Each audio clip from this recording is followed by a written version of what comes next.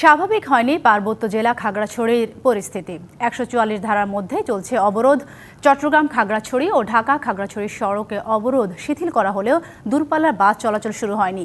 এদিকে regional commander brigadier general Hasan Mahmud বলেছেন, UPDF পাহাড়কে অস্থিতিশীল করার চেষ্টা করছে, যার প্রভাব পড়তে পারে ৩ পার্বত্য জেলায়।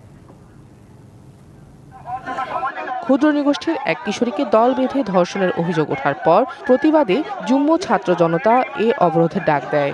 অবরোধ কর্মসূচি চলাকালেই গত রবিবার বিক্ষোভ ও সহিংসতায় রণক্ষেত্রে পরিণত হয় খাগড়াছড়ির গুইমারার রামেশু বাজার।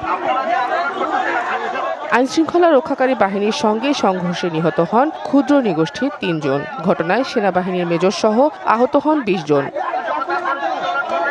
এদিকে মঙ্গলবার সকাল থেকে অধিকাংশ দোকানপাট বন্ধ রয়েছে। মোড়ে মোড়ে সতর্ক পাহারায় আছেন আইনশৃঙ্খলা রক্ষাকারী বাহিনীর সদস্যরা। জরুরি প্রয়োজন ছাড়া কেউ ঘর থেকে বের হচ্ছেন না। হামলা ও ভাঙচুরে ক্ষতিগ্রস্তরা খোলা আকাশের নিচে বসবাস করছেন। আজকে ১ দিন ২ দিন ৩ দিনের মধ্যে আজকে ৪ দিন ৫ দিন হয়ে গেছে। আমাদের অবস্থা নাই। মেলা দিন ধরে বইটা খানা দানা খাইতে পারতেছি না ঠিক মতন। বউ হলাহন নিয়ে খুব কষ্টে আছি। সহিংস ঘটনার জন্য ইউপিডিএফকে দায়ী করে রিজিওনাল কমান্ডার বলেন, ধর্ষণ ঘটনাকে পুঁজি করে সাম্প্রদায়িক দাঙ্গা লাগানোর চেষ্টা চলছে।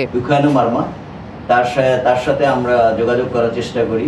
তারা পরবর্তীতে পুরো খাগড়াছড়িতে সমাবেশ ডেকে পুরো জিনিসটাকে অন্যদিকে প্রবাহিত করে এবং তার পেছনে ইউপিডিএফ এবং অঙ্গ সংগঠন সমূহ সম্পূর্ণভাবে তাকে সাপোর্ট দিয়ে যাচ্ছে। খাগড়াছড়ি শহরের বর্তমান আইনশৃঙ্খলা পরিস্থিতি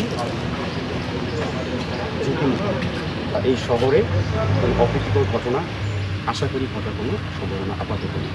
ধর্ষণ মামলায় ৩ জনকে গ্রেপ্তারের পরও এমন রক্তক্ষয়ী ঘটনা কেন ঘটল তার কুলকিনারা খুঁজে পাচ্ছেন না পুলিশ মহাপরিদর্শক। অবরোধ তুলে না নেওয়া পর্যন্ত সদর উপজেলা, পৌরসভা এলাকা ও গুইমারা উপজেলায় ১৪৪ ধারা বহাল থাকবে বলে জানান জেলা প্রশাসক। DBC news desk.